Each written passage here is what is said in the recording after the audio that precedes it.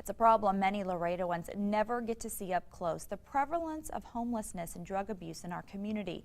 Last week we showed you how one local woman is working to help veterans who find themselves homeless find a way off the streets. Well, while Jennifer Roby has a lot of success in finding veterans and helping them get their lives back together, she says she tries to help any person in need she comes across. It's easy to drive by something and just to say, oh, look at that person, or oh, that's sad, someone should fix it. But to actually get to sit down and talk and hear their story. It's something Jennifer Roby does on a weekly basis, providing outreach to those who find themselves living on the streets. While her focus is veterans, she doesn't turn anyone away. The problem is for the average person, we have to send them out of town.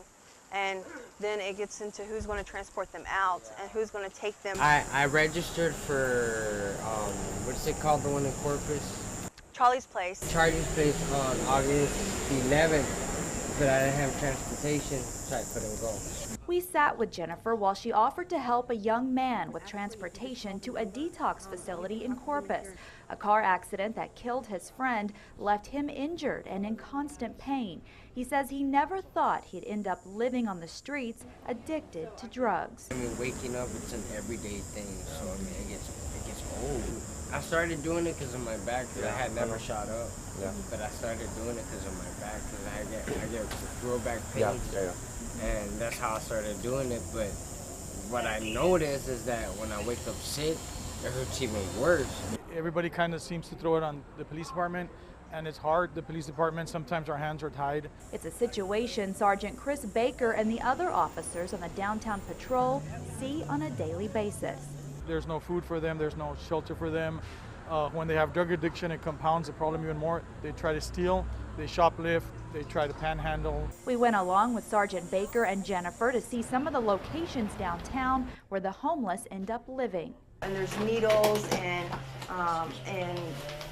bad boards and the roof's falling, and we're sending our police in here, and we have people living in here. So it's sad, and it's a historical building, so essentially we can't do anything about it. In this building alone, police say 6 people have died of an overdose in the last 24 months, something that keeps Jennifer going in her endeavors to save who she can. It puts life into perspective all the time, and it's really humbling, especially for me.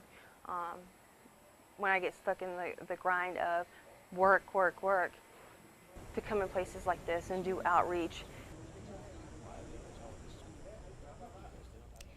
Well, if you want to help area veterans, a food drive is happening through tomorrow. They're accepting canned foods and non-perishable food items. Everything collected will be bagged and distributed to area veterans. For a list of drop-off locations, you can go to kgns.tv, click on the Extras tab.